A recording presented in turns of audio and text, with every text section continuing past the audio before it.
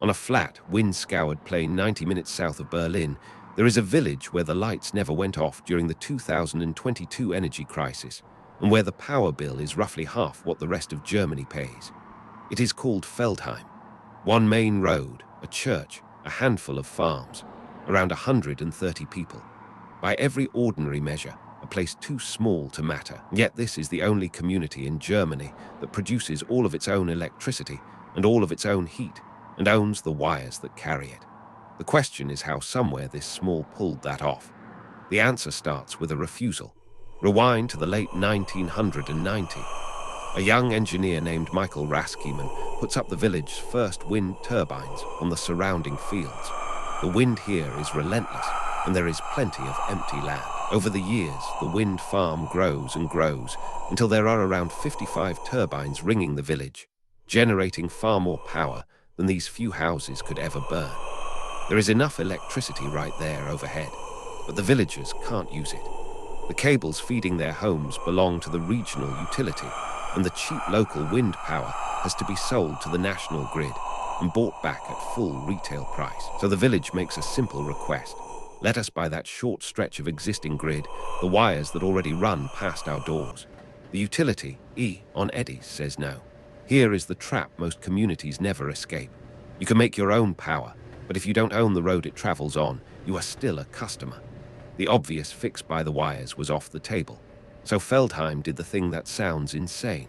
If they wouldn't sell the grid, the village would build its own. A second, parallel network of wires, laid right alongside the old ones. In 2010, residents pooled their money, about €3,000 each from the families who joined, and formed a cooperative, Feldheim Energy. Trenches were dug. New cable went in. They built a power grid and a heating network from scratch. Wind would carry the village most of the year, but wind is fickle, so they added a backbone. A biogas plant, fed by pig slurry and maize from the neighboring farm cooperative, turns waste into electricity and warmth, piped straight into people's radiators. A wood chip boiler stands ready for the deepest cold snaps. And then, in 2015, came the piece that made it whole one of Europe's largest battery storage stations, a hall packed with lithium-ion cells, soaking up surplus wind to release on still nights. Put it together, and you have a complete, self-contained system. Wind for power, biogas and wood for heat, batteries to smooth the gaps, and crucially wires the village owns outright. The result is what they were promised they could never have. Feldheim's households pay around half the German average for electricity and noticeably less for heat, because there is no utility margin in the middle, only the cooperative's own costs, and the wind farm earns. It sells its huge surplus to the national grid, and that revenue, plus land lease payments, flows back into the community that hosts it. The village isn't just self-sufficient, it's a small power exporter.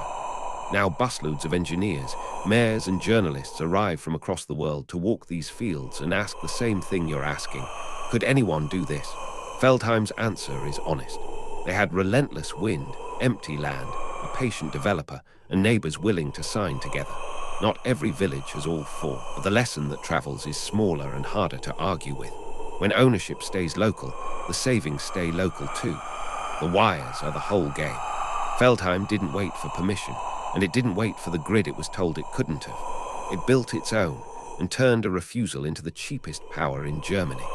If you want the full breakdown, the costs, the cooperative structure, and what it would take where you live, the complete story is in the link below.